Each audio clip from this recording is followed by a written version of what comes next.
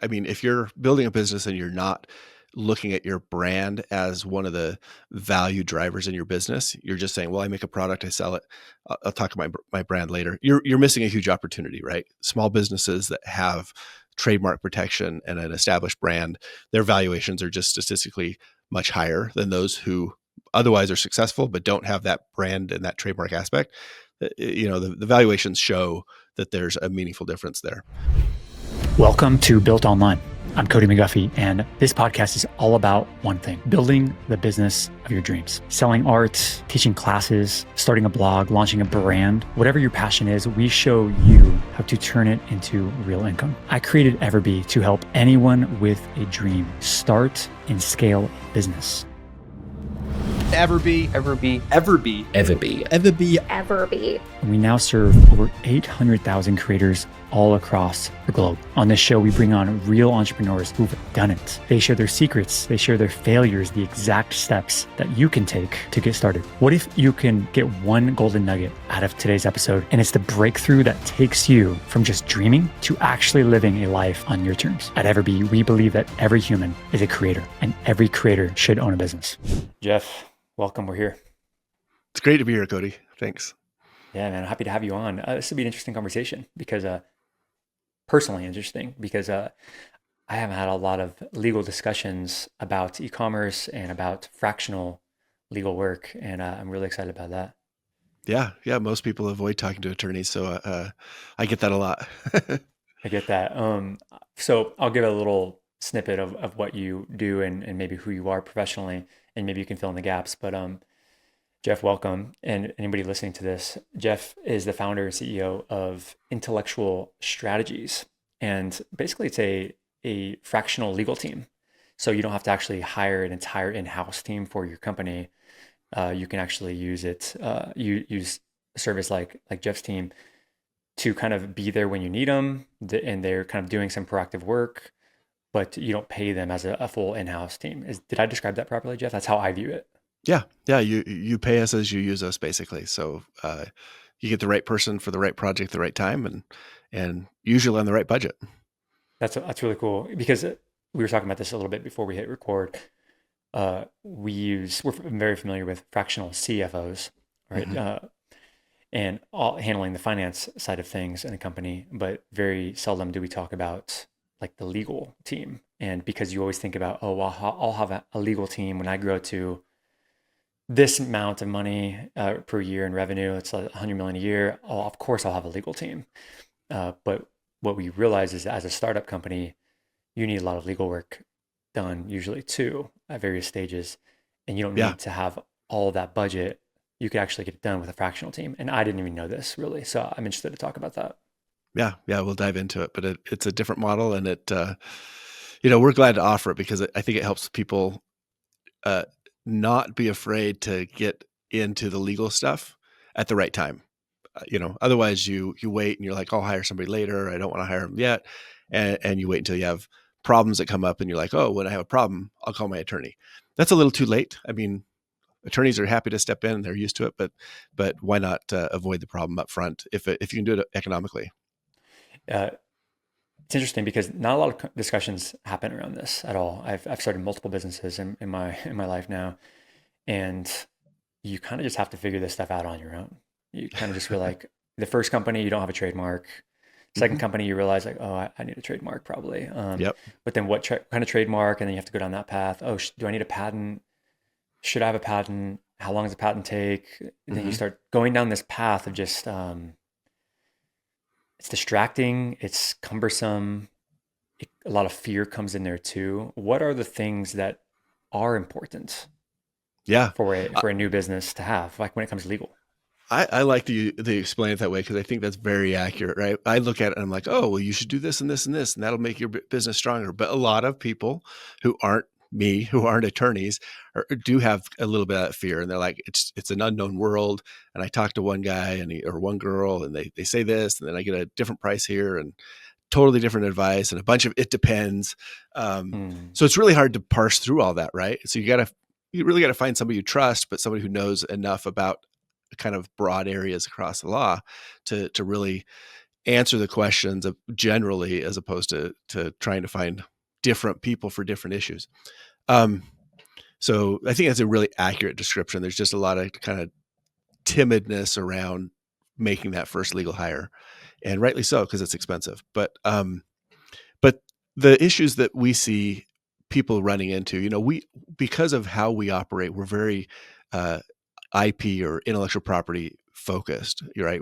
My background's in patents, trademarks, and I kind of spun that into this broader general counsel, in-house counsel, fractional legal team approach. So we end up talking to a lot of people really early on. They're like, I'm launching a brand, I need a trademark, or I'm launching a new product, created this thing out of nothing, it's my dream, and I need a patent. And we work kind of in parallel with a lot of times people who are creating that first prototype for somebody. So we see a lot of that up front. And then a lot of times we don't hear from clients until there's a problem.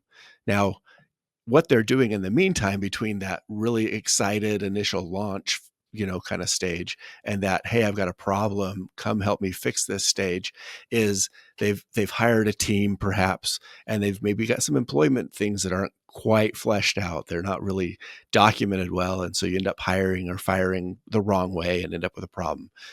They might have brought on investors, and they've said, hey, a handshake deal with a buddy of mine, he gave me $100,000, and we're going to work it out later, but it's not really documented. And so what's going to happen? So that investment side is one of them. And then the third is really vendors. You're getting involved in a business unless you've got a business that does 100% of the fulfillment yourself, which e-commerce companies don't do that, right? Online companies typically have people behind them. E-commerce companies have manufacturers and vendors, maybe distributors.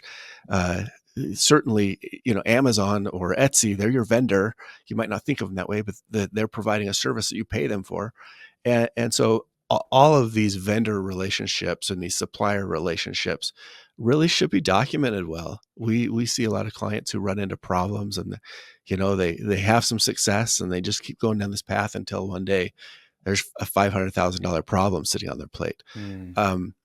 So in a sense. Oh, go ahead. I have a question. Yeah, Yeah, thank you for that. And there's so much there, and that's why you're here, right? Is because it's so yep, broad, and then it's super exactly. deep on each one of these pillars. Is very, very deep. It gets deeper and deeper, like the more you look. Is there some things that when you're starting, let's maybe talk to maybe a couple people. First, we'll start with Sally, who's just starting her business. Mm-hmm. And she's like, I have this idea, and I'm going to create this product, and I'm going to create this business around this product. What should she without getting too distracted with like all the other stuff? What are all some the deep things stuff, yeah. what are some things that she just needs to, like, almost like, hey, check mark. It's a check mark. It's a check mark. Like she needs to have in order to like be on a solid ground with her business. Well, if I talk to Sally, I'd say the first thing I'd ask is, what's your roadmap look like? So you're going to start a business. Businesses have all the same problems, just sometimes in different orders and different magnitudes. But what's your roadmap look like? What's the next 12 months of your business? What do you think is going to happen? What are the major milestones? So, tell me what's going to happen first quarter, what's going to happen second quarter, third quarter, and so it's going to be a lot of the same buckets. And we actually have designed a lot of our conversations around playbooks for these different issues that happen. But it would depend on what her playbook looks like, what her roadmap looks like for us Let's to. say that for me, I'll just play a game. Well, I'll be Let's do Rachel. it. I've used this Okay. a couple of times. I'll be Rachel, first time running a business, operating a Okay. business, and I'm going into business with my sister, and Yeah. we are launching a hair tools brand. So I'm going to sell hair dryer, right? Combs, Okay. brushes, things like this. Yep.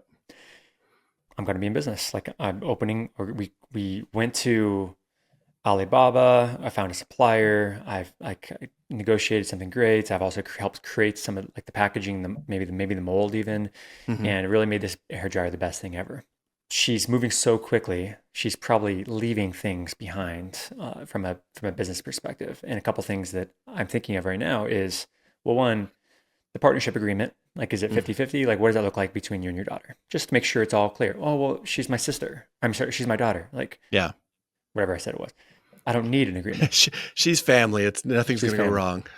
Exactly. So there's that. And then there's like, well, so, Rachel, do you have an LLC or structure? Like, what's the business setup look like? And like, is that where you guys kind of come in there too? And what other questions would you be asking Rachel in this case? Yeah, it's a great scenario. It's similar to what we hear a lot of times. And so there's maybe 4 or 5 things that I would start out with based on what Rachel's doing with her mom or sister or whoever.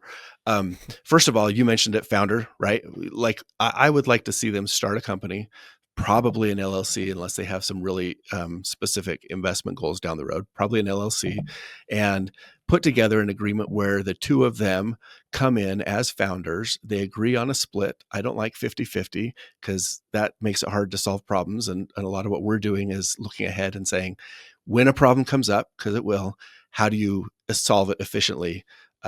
How do you decide now and agree now how it's going to be solved? So I don't like 50-50. I also don't like fully vested. I like to say, if you're going into this business and you're committing to help grow something, and the value, the equity you're getting today is based on your promise to grow this business over the next 3, 4, 5 years, whatever it is, let's make that equity vest so that if the relationship changes and someone steps out for any reason, they don't take half the company with them. So starting the company, founder agreement, how that vests, what that split is, those are the first two. And then once you start going into the product side, we're going to want to explore patents. And patents are going to be, are you creating your own product that you can protect and build value in? Or are you potentially buying a product that might infringe somebody else's patent or intellectual property out there? Two separate questions, kind of two sides of the same coin, Hmm. but both important. And if this is a product that you're buying from somebody, that's buying a product is usually less risky than creating your own from scratch.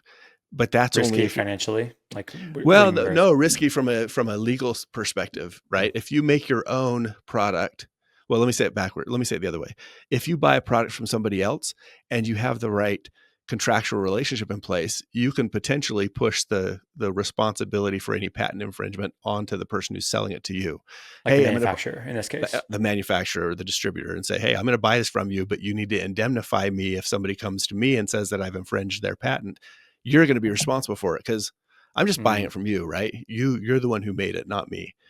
So there's, but that's interesting.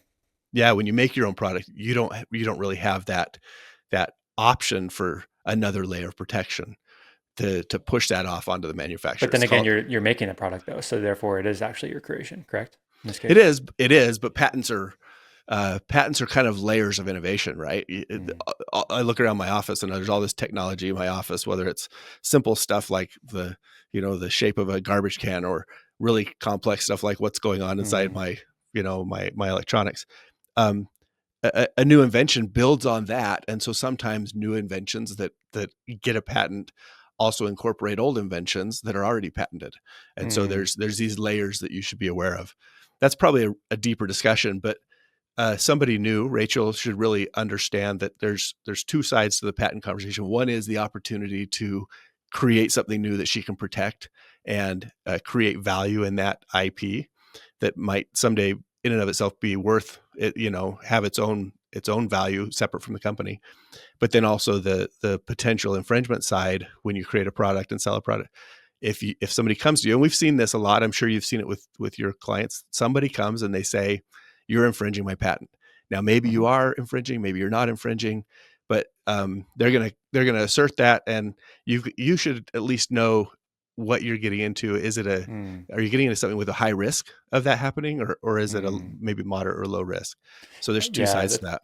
that's interesting because that's certainly happened to me in the past. I thought I did my research. Obviously, I didn't do it very well because I didn't know what I was doing. But and we launched this special foam roller. And in the Uh-huh. fitness world, it's a foam roller, right? Yep. And we had a fitness brand, so like it was fine. We saw a bunch of this is literally how we thought. There's a whole bunch of foam rollers very similar to this. So Yeah. we're probably safe no matter what. There's so many different brands that they can't all be licensing. If there was one patent, they're not all licensing them. So we're probably fine because everyone else is doing it. That's what I thought. Yeah. And then we did a little research and like, okay, well, this one has bumps, this one doesn't have bumps. Ours is different because we have this. And we're just like, okay, cool. And then we didn't think about it after that. And we just like bought, what is it, 1,000 of them. Yeah. stocked up in inventory. Sure enough, not where I was expecting it. It eventually came where I got what's the letter that they The cease send? and desist letter. Cease and desist. Yeah. Yeah. Yep. And so then you're like, okay, this is the first time it's happened. So obviously you have a whole bunch of fear because you have this whole bunch of money in this Yeah. inventory, Oh yeah. and you're not really afraid. I realize I'm not really afraid of being sued. I'm more so just like afraid that like I'm not gonna be able to sell through all this inventory till they just Uh-huh. move on to my next thing.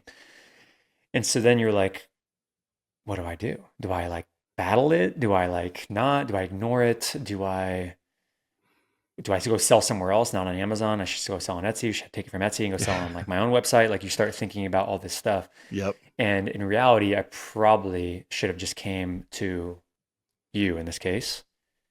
Hey, Jeff, what do you think I should do? Yeah. And you could probably What are walk, my options? what are my options? Yeah. Yeah. We walk through people that we walk people through that all the time. By the way, was the company's foam roller orange? It was I not orange. Oh, it wasn't. Okay. No, I I think it have was actually, yeah, it was Trigger Point. Is that what you're talking about? Trigger Point? I'm talking about Trigger Point, yeah. Yeah, Yes. surprisingly, it didn't come from them. It came Somebody else. from it came from somebody like a PT out of Oh, somebody um, had their some independent inventor maybe had their yeah, patent on it. Yeah. and it was different. Ours was different for sure because I helped create it. But was I willing to go to bat and like prove that and all that stuff? And Yeah. the answer was I wasn't. I didn't have the conviction. I didn't have the experience. I didn't have the money. So therefore, I'm just like, I'll move on to the next opportunity. Yeah, we've done it both ways. You know, we've had clients who've decided to battle it out in situations where somebody's got a kid's toy product, for example, and somebody else comes in. A lot of times these we call them independent inventors. You know, they're the small inventors. They've got this one idea. They've got a patent on it. It's usually not a very good patent because they don't really understand the manufacturing commercialization Mm, of it. And so it's just this kind of general idea with some details. And they'll say, well, I own the entire product market for this type of toy because I got a patent. And it's totally inflated and wrong from a legal standpoint, but that's how they feel about it, right? And so they'll go and they'll assert these patents against everybody. And we've had clients who fought that and spent $50,000 trying to get around that. We've had clients who've settled for a lot of money just because we've had such persistent, belligerent plaintiffs before. And we've had other clients who just ignore it and sometimes they go away. So it's really about evaluating the situation individually. Hey, let's read the letter. Does this sound nice? Does this sound mean? Who's this coming from? Is this coming from a big company, a middle-sized company, a small inventor? All of those kind of play into our mm, analysis, and we might recommend differently depending on the specific circumstances. But that's really what that's what legal should be doing for you. In addition to like solving the problem, legal should also be giving a little bit of education. Hey, here are your options. Here are the risk analysis factors that you should be thinking about. Ultimately, you're going to make the decisions as a client. But the one final part that I think legal really should do and oftentimes fails at doing, in my experience, is kind of leading out and saying, based on these risk factors, based on the situation you're in, based on what I know about you and your company and where you're going with your roadmap, I recommend that you do, ABC. These are the steps. We start with A, see how it goes. Maybe we go to B. If that doesn't work, we shift. But really giving you the confidence to say, I feel like I know where I'm going now. I don't necessarily mm. like the path I'm on. I don't want to be in this situation, but at least I feel like I know where I'm going. I feel like I know what the risks are with the options that I have. And that's really how we try to approach our client relationships. Beautiful. It's really, really great. So I think we covered a little bit of, well, maybe we haven't covered it fully. Startup law. So Rachel, in this case, going back to Rachel, Mm-hmm. she should have an LLC structure in place with a partnership Yep. agreement, a founder agreement, or Yep. something, just to spell it all out, not for the sake of, and everyone gets this wrong, right, Jeff? Like you probably see this all the time. They just don't have that stuff documented. Is that in your Oh, case? yeah. Yeah, Yeah. that's how it usually happens, right? People go onto a website, they're like, I can file this on my own with the state. I'm not necessarily opposed to that, but you're going to need to clean it up later because what you filed was the registration document. You didn't put together any of the operating agreement documents. You didn't really do any of the corporate governance that needs to be done. And and so you have an LLC, but you don't really have you're subject to, if you don't have the operating agreement in place, you're subject to the state laws of the state where you're located, where you form the LLC, and you don't even know what those state laws are. So you don't know what the rules are for your business because, It's really it's confusing and no one's fault. I mean, like, well, I guess well, if you I'm don't not know, you don't faulting know, anyone. right? Yeah, Yeah. but Yeah. talk to a professional about it. I'm definitely guilty of this as well. And then if you have a partner, get an agreement, something in writing. And I've seen this happen with friends, coworkers, other partners, people in my life who just shake their hand and everyone says, "Okay, cool." And they think that because they're family or because they're best friends that it's all good. It's not about bad intentions and good intentions. It's just people simply forget what they Oh, agreed yeah. to. And, They just and forget. Get it in writing. Just write it down so you remember. yeah, that's giving a lot of benefit of the doubt in the situation. There are some malintentioned people out there, Sure. frankly. You wouldn't I'm do sure you see business with that. them, but people get into those situations unknowingly or ignorantly, right? It's just, hey, things will work out. I've got a positive attitude, and I can make this work. Like I'm going to flow with it, and that works until it doesn't. Interestingly, I think where that works the best is when you have kind of moderate success with nice people, right? You get two nice people, they have moderate success. There's not really failure on the horizon. There's not really huge success on the horizon. So why would they Mm, fight, right? Once once failure shows its face and it's like, hey, this business is going down. Am I going to be on this ship or not on this ship? Things start to get hectic. And mm, likewise, once success gets there, you start saying, hey, this is making a lot of money. Or maybe it's not even true success. You get these $20 million companies that, have negative profitability because they're trying to mm, grow. But people see them, people inside the company, perhaps, and even outside the company say, oh my gosh, this is a cool company. I think I should get a piece of that. I'm gonna find a way to sue them for something. We see all sorts of weird, kind of unrelated legal lawsuits that have nothing to do with the business really, but people are out there. There's a bunch of attorneys, I think, that push for this. And it's like, hey, you should sue this company for, ADA violations on their website. And that's a very valid thing, but the stuff we see comes across and looks very fabricated, right, from the legal mm. industry to try to find a plaintiff to sue this company, get a quick $10,000 or $20,000 settlement, take your cut, and move on to the next company. And so when there's perceived success or real success, that's the other time, maybe ironically, when you see things start to fall apart because someone's like, I built this company, you didn't really help out, you were supposed to do XYZ and you didn't do it. And Mm. whether it's forgetfulness or a misalignment on unspoken expectations, like unless you've got it written down, you're gonna have problems if you start to fail or you start to succeed. That's the hard part about this. I do You, agree. Like it's all good when it's all good. yeah, when it's flowing and there's not a whole lot of ups and downs, you can usually navigate that with good people. Mm. So I want to switch gears a little bit to we have a lot of people that sell on Amazon, a lot of people that sell on Etsy that listen to yeah, this. And I'll kind of describe that demographic to you and maybe we can talk to them. Um, let's say my name's Sally in this case, and Sally sells on Etsy. And she doesn't she sells print on demand. Are you familiar with print on yeah, demand? oh yeah, Cool. So no inventory, there's no really patenting things here. It's mostly like it's all about my design hmm and at the words that I use to describe the design, describe the title of that product. Um, so I think this is right in your wheelhouse of like IP, trademark, yeah, in trade that dress wheelhouse for stuff. sure. Yep. Yeah. So let's say that she uses EverBee, Sally in this case, and she uses EverBee research to find best products to sell in her pet niche. Let's say she sells products to pet lovers, right? Dog lovers, cat lovers, all this stuff. And she sells t-shirts just like this. Okay.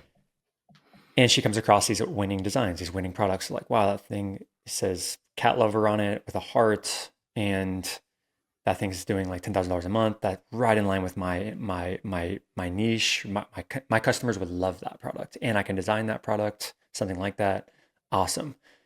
How should Sally be considering trademarks, design, non-infringing on things, but also maximize the opportunity that she has in front of her? How should she be viewing this? Yeah, this is a great question, and it comes up all the time because branding, I mean, if you're building a business and you're not looking at your brand as one of the value drivers in your business, you're just saying, "Well, I make a product, I sell it. I'll talk about my brand later." You're missing a huge opportunity, right? Small businesses that have trademark protection and an established brand, their valuations are just statistically much higher than those who otherwise are successful but don't have that brand and that trademark aspect. The valuations show that there's a meaningful difference there. So it's an opportunity that you might as well take while you're building your business.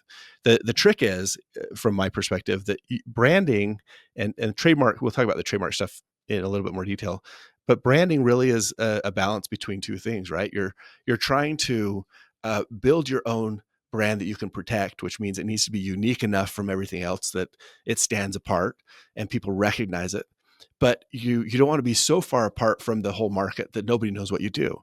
And so you've got this education component or this messaging component where you want to say exactly what you do, but you got this branding component where you want to build a unique brand that's protectable.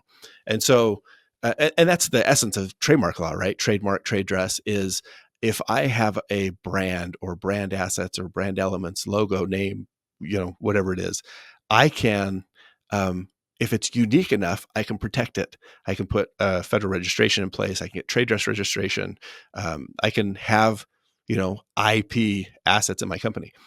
But if I am too unique from what's out there, maybe the Sally's, cat shirt or whatever it was, that's doing really well.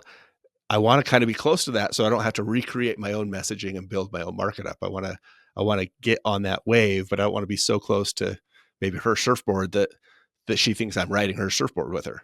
And so that's the balance that you've got to strike. The key from a legal perspective, and this is what it comes down to whenever someone comes to us, they say, I've got someone said I'm infringing their trademark, or, I had a client, they've built a jewelry brand, and they send us occasionally, hey, we need to send a letter out to these guys because they've gotten too close. They're on our surfboard, if you will. Right. I don't know how I got on that analogy. Yeah, I it don't makes really sense. Actually, surf, riding the but wave. Yeah, riding the yeah, wave. Yeah, I get it. yeah, they're on our wave and they're getting too close to us. So send them a letter. Well, so the real key to doing this is there's some factors, legal factors. You're not going to want to go through them, but they're called the DuPont factors, and they're used to assess whether or not someone else's branding is confusingly similar to your own branding, right? And confusingly similar from the perspective of a consumer in that general market. So confusingly similar, they look at the words, they look at the colors, they look at the layout, they look at a bunch of different things like that. And they say, well, yeah, if I was a consumer, if a reasonable, normal consumer came up to this page, would they look at my new shirt, at Sally's new shirt, and say, well, I think that's coming from, the other Etsy store that I've seen in the past because it looks so similar. In this case, if the other store does, what if they don't have the trademark? What if it's just a design in this case? Is it still, we still have to like look at it from this lens? To a degree, yes, we do, because trademarks, actually there's different layers of IP protection, and within trademarks there's different layers of trademarks. In trademark protection, the strongest protection usually here in the US is getting a federal registration, meaning you've filed with the federal government, the US Patent and Trademark Office, you've gone through an examination process, and they've stamped it and said, yep, you're unique enough in this field that we're going to give you your own registration, which puts everybody else on notice that you have this, right? So if you can get that, that's great. If you can't get that, or if you haven't even thought about getting that, but you've kind of still established your own brand, then there's what we call common law trademark rights. So that means that, you don't have the full protection of federal registration, but within your market, people have recognized that your brand has some uniqueness and some value, and then there's a kind of a lower set of tests that you can do to see if someone's infringing. You're not going to get the same strength of trademark protection as you would with a registration with the federal government, but you'll get some protection. So that's where it becomes really sticky, right? Mm-hmm. Because when somebody comes and they infringe my client's jewelry brand, a lot of times it's done unknowingly or ignorantly. Sometimes it's done Yeah. knowingly, but they don't necessarily know. They haven't. It's very rare that anybody would come at this level and be like, "I've researched that client's jewelry IP assets, and I know exactly what their portfolio looks like, and I know where I can kind of slide in without getting too close to either the registration rights or their common law rights." Like that, nobody does that analysis, right? They just Mm, they just kind of say, "Hey, I want to get in there, and I want to get as close as I can, perhaps, but I don't want to get so close that they're gonna, if they're the type mm. of brand owner that's gonna get jumpy, I don't want to get so close that they're gonna react to me." And, What and if so, Sally, in this case, like, so if Sally's, Sally might be a little bit confused right now yeah, because Sally's like hearing this conversation. She's like, I really want to be ambitious and I want to create this business of my dreams. And I see this thing, this product that's perfect, and I can play with it, I can modify the words, but how much do I need to modify those words? How much do I need to modify that design for me to feel comfortable? yeah, Assuming that I'm also making the assumption, Sally's also making the assumption that that person just did the same thing also, like they created that design also, maybe yeah, out of their head, or maybe they used a couple elements from the world, um, but they didn't go to the lengths of filing the registration. I'm also making that assumption too here. yeah. Okay, so they're what we might call a less savvy target market, right? Like the other owner, call him Richard. Maybe Richard has this product Yeah. initially, and we don't think he's savvy about what he's doing necessarily. So, well, if they're not savvy, uh, the other question to ask is, do we think they're aggressive? Because sometimes unsavvy aggressive people are worse than savvy aggressive or So if savvy Richard's like, non-aggressive hey, people. I poured my heart into that design, and anybody that touches my design, I'm gonna go get them. That's I'm gonna go after him, savvy. That's unsavvy because he's not researched necessarily, but he's aggressive and he thinks but he he's thinks he owns everything. Yeah. okay. So the other thing is a market size, right? If we're talking $10,000 a month for a product, if that's their main product, I mean, it's a good product line, right? But it's not like Hmm. it's not feeding the treasury for their business to go out and sue everybody else. They're not IBM with loads of ability to push their patents onto and trademarks onto Hmm. people. That's So interesting. That's interesting right there. Can we stay up? That's yeah, I never thought about that angle. So Sally, it'd be wise of me to say, okay, take a step back, look at the market. How much revenue is this actually bringing into this person? I'm going to change it a little bit. Um, so so I'm not blatantly copying by any means. Uh, but if they decided I was, then do they have like, is it worth it for them to go out of their way financially to literally go and try to make a case against me that they probably will lose anyway? So like Sally yep, here would take a yep, step back and look at the market, look at the big picture here too. So she could probably feel more comfortable with this thing. Like, well, if this thing's doing $1 million a month, it's going to be pretty darn important to Richard to make sure yeah, that he keeps every single part of this market. It's very important to him. He's scared. But if this product is only doing $10,000 a month, that's probably 30% profit, 30% yeah. margin.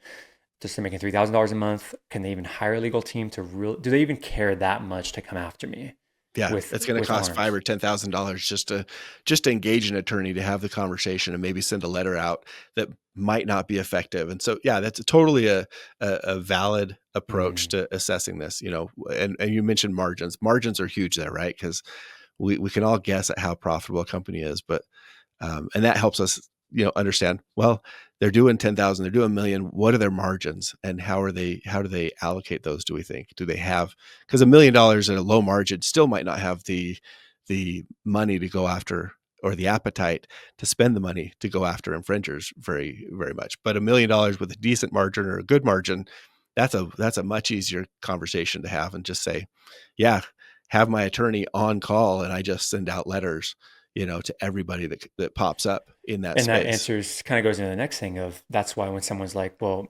Disney is more aggressive, they'll go after, Taylor Swift will go after, because of course they do, because it makes more sense to them. Financially, it makes sense. Their brand is very, very important to them. So they have the means to also be more aggressive as Yeah. well.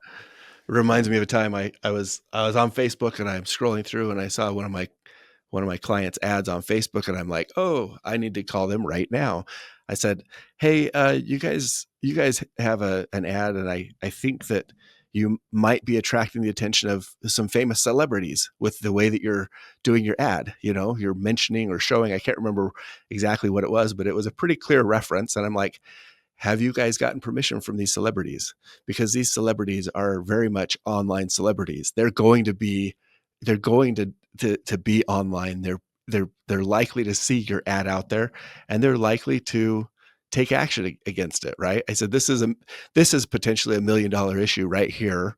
And I just saw it like on a Saturday night because I was bored and scrolling. And I'm like, you really ought to like, we need to talk about this right now, because I don't want you to get a letter from anybody like that who has the team in place, the legal background, has by all means the resources to pursue whatever they want to pursue, whether it's legitimate or just to make an example out of somebody.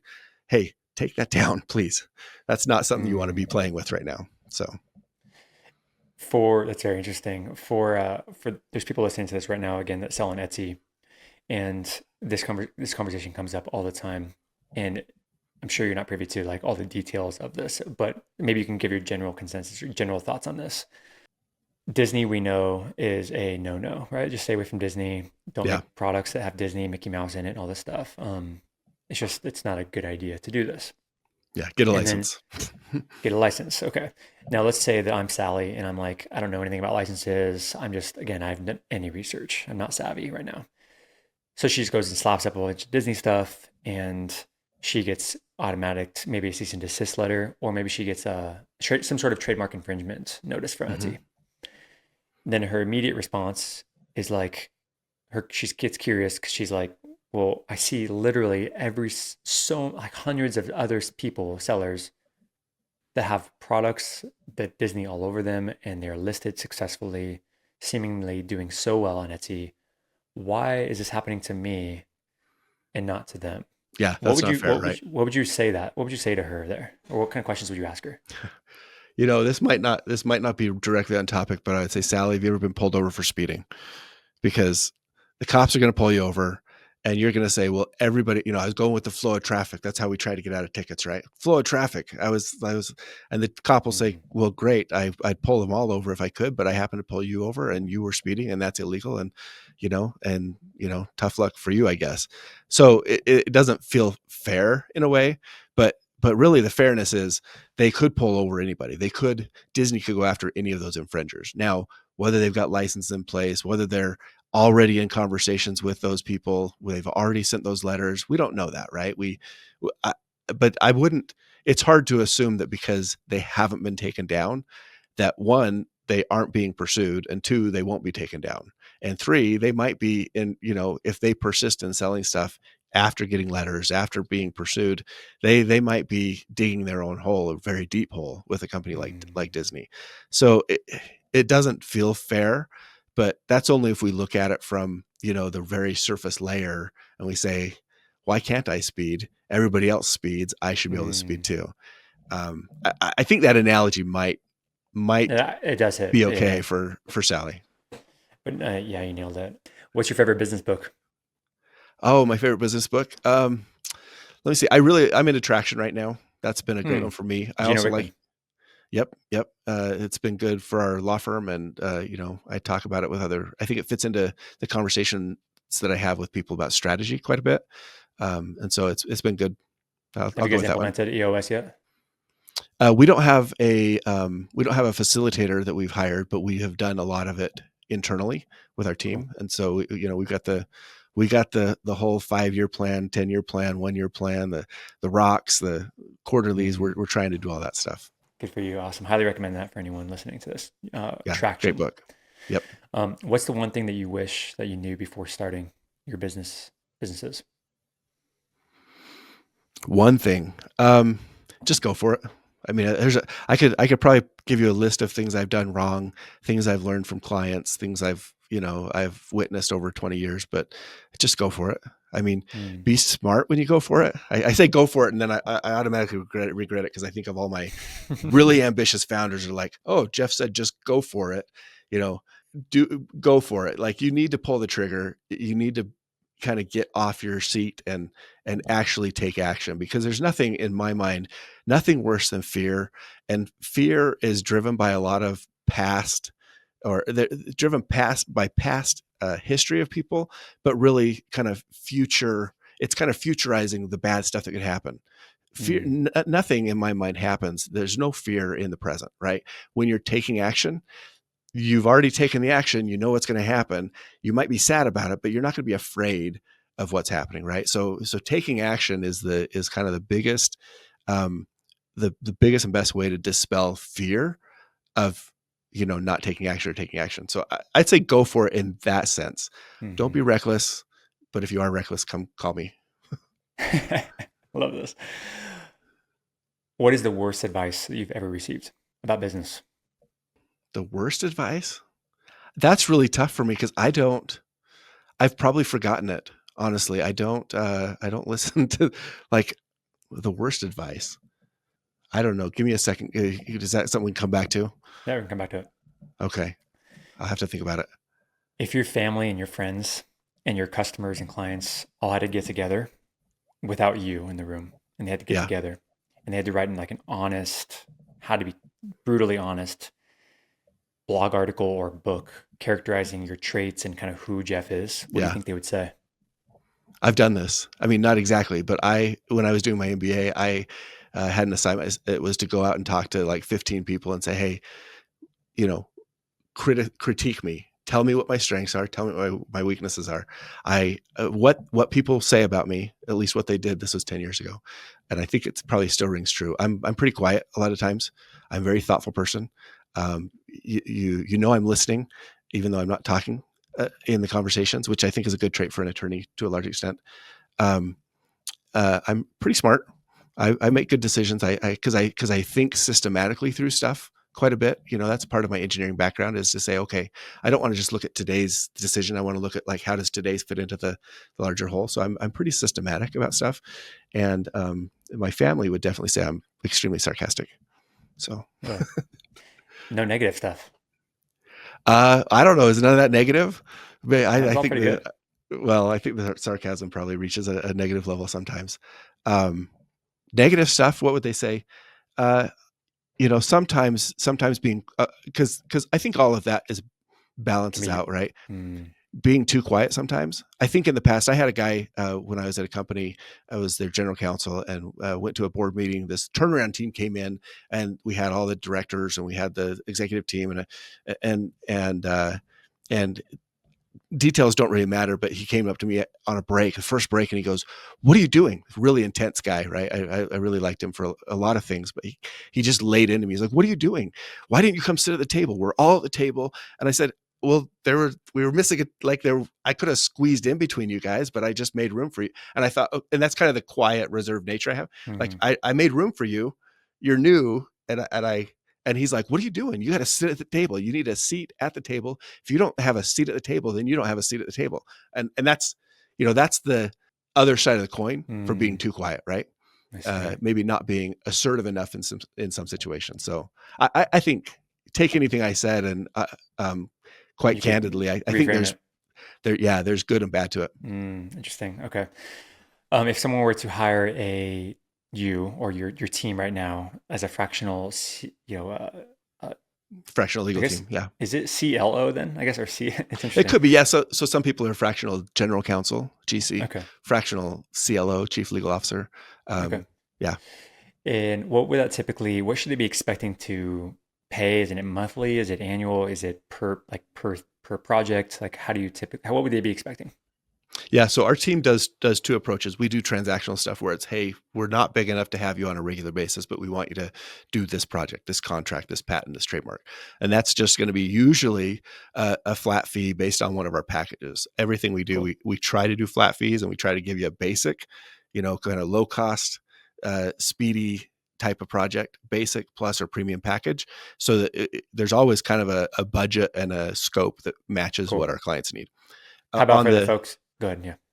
Yeah, on the other side is this recurring monthly retainer, and they say, "Hey, we need your team, and we need your team about this much every month. We need you 5 hours a month, 10 hours, 30 hours a month, and they kind of pick and choose who they need when they need it, but they get the whole team throughout the month. And so we have people who they might be on that plan for $3,000 a month. They might be on it for $25,000 a month. It just really depends on the stage of your business, how fast you're growing, how many legal issues you have, how strategic you want us to be. If you want us to be, just handling stuff, turning around really quickly.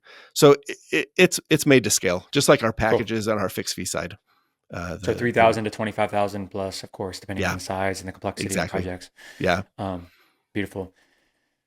Do you think that everyone should be a business owner? No, definitely not. Why?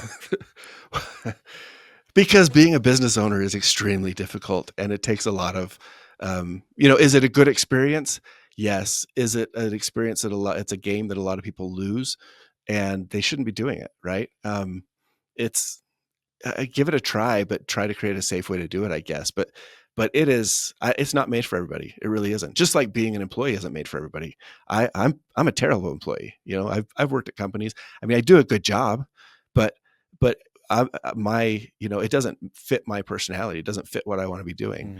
I want to be building something. I've been called ungovernable before in a positive way, I believe. Right? I'm kind of always testing and trying. And well, what about this? And this would be cool. And so I don't think everybody should be a business owner, just like I don't think everybody should be an employee. Love it, Jeff. That's all I had.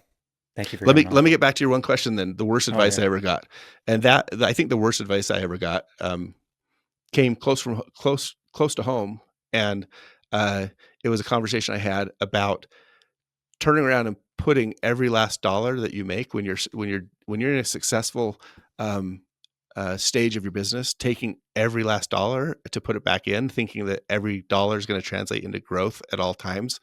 I don't think that's true. I think business owners and successful businesses should recognize that when you have these high moments in your business, it's okay for people to take a little bit off the table, stabilize their situations, or reward themselves, whatever you want to call it. But growth at all costs at all times is probably the worst advice I've ever gotten. It's really powerful. So Jeff, where can people find you? Where can people learn more about you, use your services, all that good stuff? I love to connect with people on LinkedIn. I'm on there quite a bit, so you can find me. It'll say something about building fractional legal teams in my profile. It's hard to miss. But the other thing people can do is I'm pretty accessible on my website, intellectualstrategies.com. New clients, people who want to kind of have a road mapping session with their business, talk about where they're headed or maybe the chaos that they've created. Come there. I do a free 30-minute strategy call. And, if it's a good fit, we'd love to work with innovators and innovative companies. Love it. Jeff, thank you so much for coming on again, man. Talk to you soon. Been my pleasure, Cody. Thanks so much. See you.